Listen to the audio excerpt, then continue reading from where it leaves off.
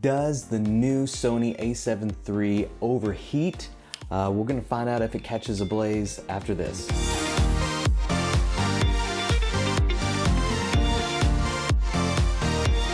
Hi, I'm Luke, creator of WeddingFilmCoach.com and executive producer at LW Films, and it's our goal at Wedding Film Coach to help beginners get started with video. And so whether you are into weddings, commercials, or just want to make some incredible family films, then you are in the perfect place.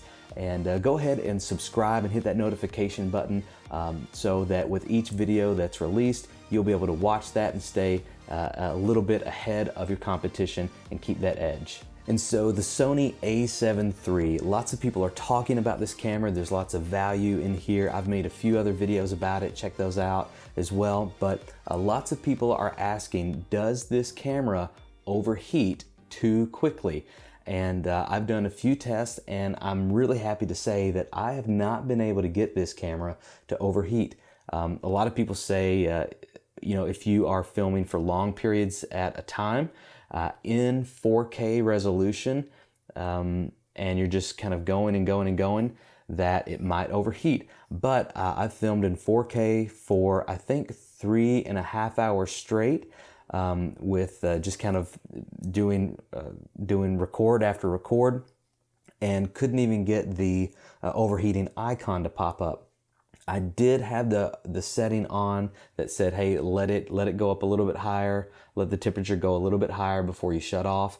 But even with that on, I still never received the warning indicator. That warning indicator will still come on my other Sony cameras. But it did get hot to the touch. I would say warm to the touch, right around the left side of the camera, where that LCD screen is. And it never really got what I would say hot, where I was worried, okay, is this damaging the sensor or is this damaging the camera somehow? It never got that hot.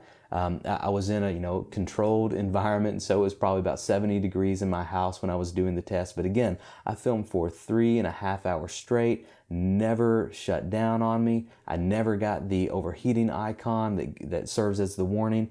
And so I think if people get that overheating icon, then definitely take advantage of that manufacturer's warranty, send it back, or if it's easier just to send it back to B&H or Amazon or wherever you bought it from and get a replacement.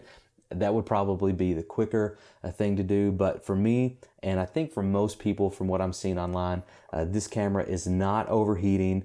If you hear things, people saying the sky is falling, don't believe it. It's just a few situations where that's coming up. And, who knows what they were doing. They might have been outside in a desert when it was overheating.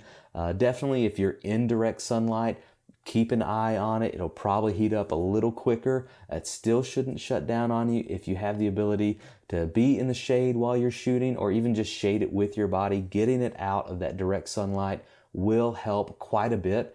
It's just so it doesn't get too hot, and you definitely don't want it to get to the point where it's damaging the sensor. But again, that's all just kind of, really cautionary talk. I don't think there's any problems with these cameras.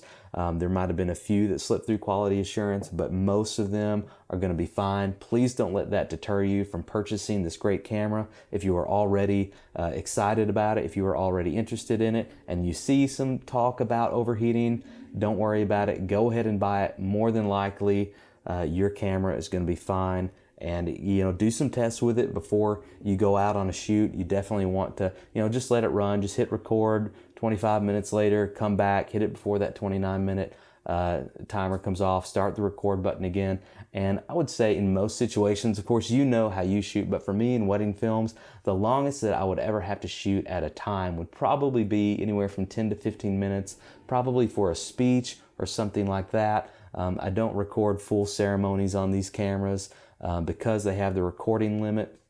But you're going to be fine if you're stopping and going on the recordings. I don't think it's going to overheat. So please don't let that deter you from these great cameras. If you are interested in purchasing this camera, I have some links below that you can use. It helps me at no extra cost to you, and helps us get great content like this out to you every single week. And yeah, again, go ahead and subscribe and hit that notification button so that you will know whenever we get videos out, and you can stay a little bit ahead of the competition and keep that edge.